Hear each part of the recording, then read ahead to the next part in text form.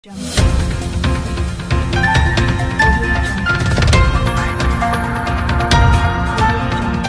हा धक्का द्यायचा प्रकार काय आहे सर? आज आपण प्रामाणिक उद्धव ठाकरे साहेबांना सोडून जात आहे, अचानक असं काय घडलं की तुम्ही निर्णय घेतला? कार्यकर्ता आहे उद्धव बाळासाहेब ठाकरे गटाचा आणि निश्चितपणे मी काल माझ्या पत्नीसह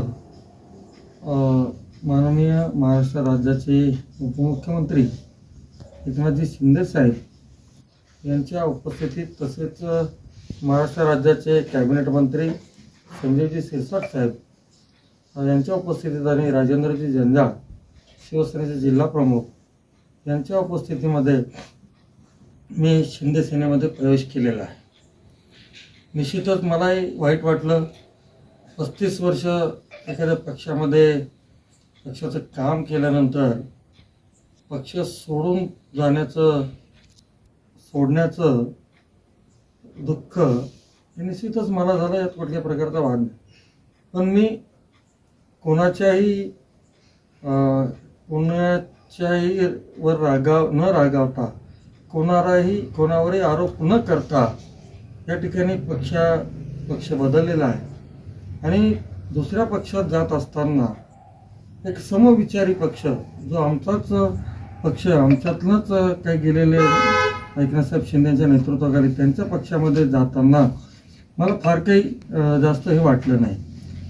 मी अनकंडिशनेबल प्रवेश केला. कुठल्याही प्रकारचं कमिटमेंट मागितलं नाही, ब्लॅकमेलिंग केलं नाही. कुठल्याही प्रकारे मी या ठिकाणी कोणत्याही आमिष किंवा इतर या प्रवेश प्रक्रियेमध्ये नाही. मी साहेबांचे जेव्हा आशीर्वाद घेतले, साहेबांनी सांगितलं नंदकुमारजी तुमचा मान सन्मान राखला जाईल, तुम्हाला न्याय दिला जाईल आणि तुम्ही आल्यानंतर या पक्षामध्ये आता निश्चितच सगळे मिळून पक्ष बळकट करण्याचं काम निश्चितपणे करा. माझ्या शुभेच्छा तुमच्या सोबत आहे. आज या ठिकाणी एक गोष्ट आवर्जून सांगेल की मला शिवसेना प्रमुखांच्या आशीर्वादाने, उद्धव ठाकरे साहेबांच्या आशीर्वादाने या शहराच्या माझ्या परिवारामध्ये दोघांनाही महापौर होण्याची संधी मिळाली. तो एक इतिहास झाला. इतिहास हा बाळासाहेबांमुळे, उद्धव साहेबांमुळे झाला.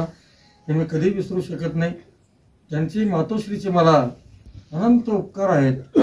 भविष्यामध्ये हे विसरणं सुद्धा मला शक्य नाही. एक माझ्यावर ऋण आहे आणि काही परिस्थिती असते, एक त्या परिस्थितीमध्ये मी माझी भूमिका या ठिकाणी बदलली.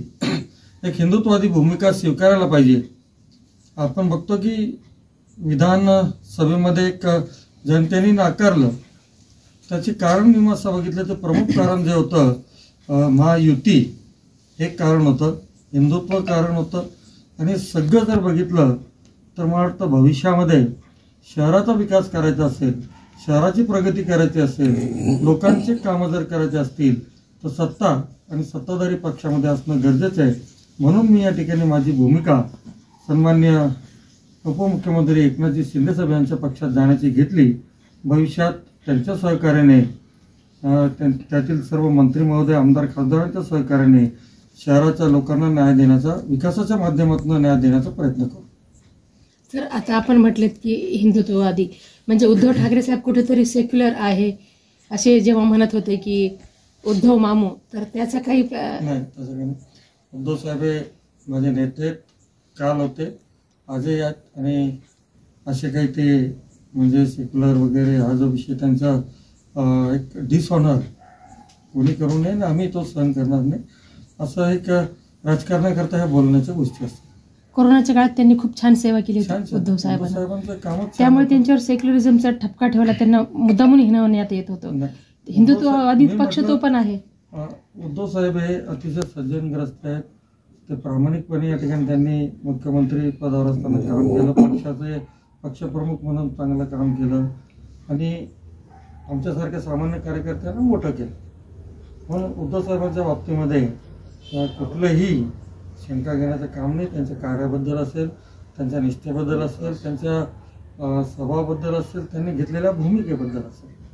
सर, आतापर्यंत सर्व जाती धर्माचे लोक तुमच्या मागे आहेत. आता पुढे तुमची भूमिका काय असणार आहे? सर, काही सगळ्यांसोबत जसं मागे त्या पक्षात आपण काम करत होतो उद्धव बाळासाहेब ठाकरे सेनेमध्ये तसंच इकडे करायचं. लोक दूर जात नाही. लोकांना आता हे बाकी कास्ट वगैरे धर्म जात हे विषय नाही. लोकांना आपला माणूस पाहिजे. लोकांना आपला सा वाटणारा माणूस पाहिजे. जो लोकांना न्याय देईल, जो लोकांची कामं करेल, तो माणूस लोक लाईक करतात. म्हणून असं काही इतर पक्ष जाती वगैरे असं काही नाही. जे आहे तीच परिस्थिती कायम राहील.